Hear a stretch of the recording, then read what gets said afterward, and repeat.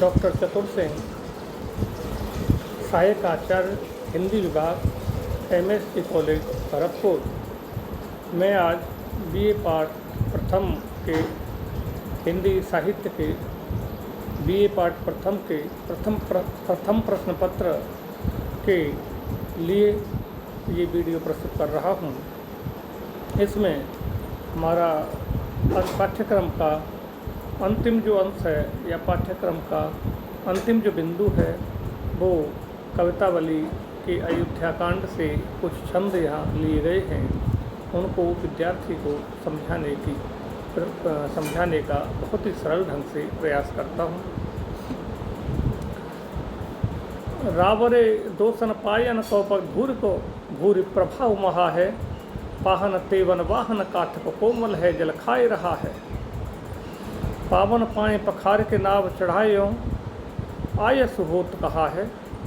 तुलसी के वट के वर फैन हसे प्रभु जानकी और कहा है।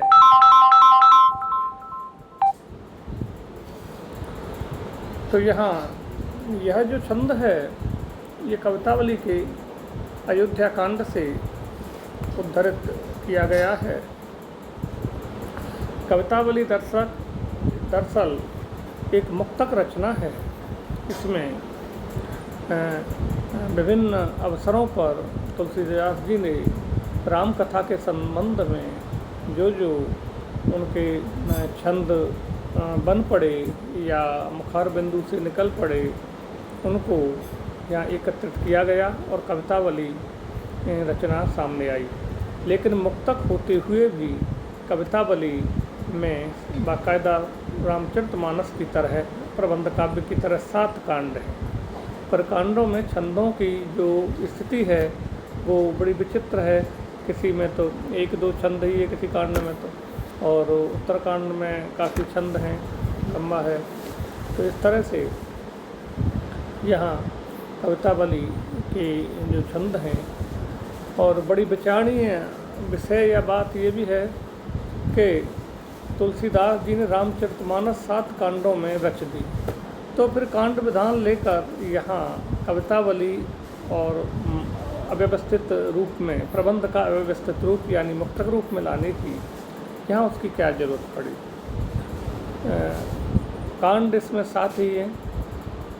तो अव्यवस्थित शब्द मैंने इसलिए यूज किया क्योंकि यहाँ किसी कांड में 1-2 छंद हैं, 3 छंद हैं, और किसी में बहुत ज़्यादा छंद हैं। तो यहाँ इतना ही कहा जा सकता है कि प्रबंध काव्य में विस्तार की एक सीमा होती है, अपनी सीमा के अंदर ही विस्तार किया जा सकता है। तो कुछ चीज़ें उन्होंने जो रामचरितमानस जैसे महाकाव्य में नहीं रख पाए होंगे, और वो प्रसंग, कोमल प्रसंग, उनको यहाँ अलग से रचने की ज़रूरत महसूस हुई होगी। तो ये जो छंद है, रावरे दोसन पायन को पगधूर को भूरि प्रभाव माह है, पाहन तय वन वाहन काठ को कोमल है, जल खाए रहा है। ये वनवाहन नाव के लिए आता है। आयसु आज्ञा के संदर्भ में प्रयोग होता है, आज्ञा दें। और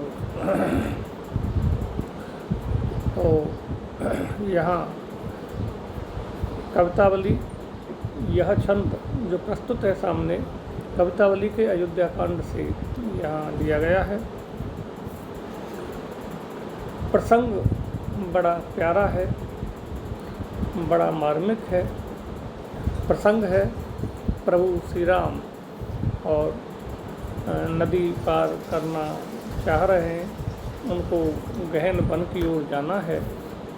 केवट नाव लेकर और किनारे आ जाता है। राम केवट को नदी पार कराने की बात जब कहते हैं तो केवट किन्हीं शर्तों के आधार पर उन्हें नदी पार कराने की बात कहता है। और दिलचस्प प्रसंग ये है कि केवट को ऐसा लगता है कहीं प्रभु के चरणों के स्पर्श से मेरी नाव भी अहिल्या की तरह नहीं तर जाए, तो उस तरह का प्रसंग यहाँ प्रस्तुत तुलसीदास जी ने किया है। केवट कहता है कि हे प्रभु श्री राम, आपके पैरों का दोष नहीं है, आपके पैरों का कोई भी दोष नहीं है, क्योंकि यह आपके पैरों की धूल का बहुत बड़ा प्रभाव है।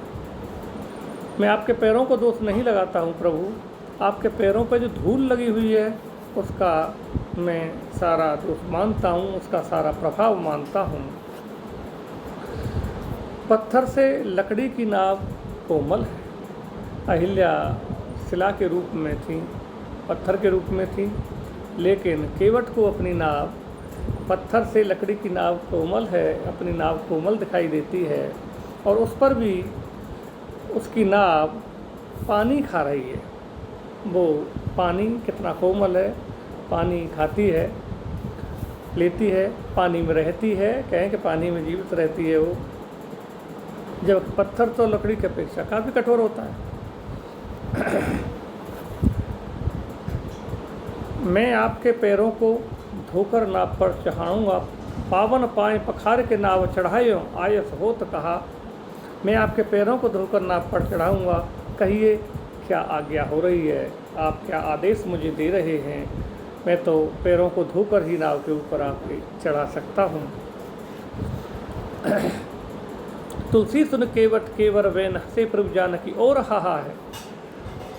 और यहाँ पर तुलसीदास जी कहते हैं कि केवट की चतुरतापूर्ण बात सुनकर श्री राम जी और जानकी जी की ओर देखकर, अर्थात सीता जी की ओर देखकर ठठाकर हंसने लगे।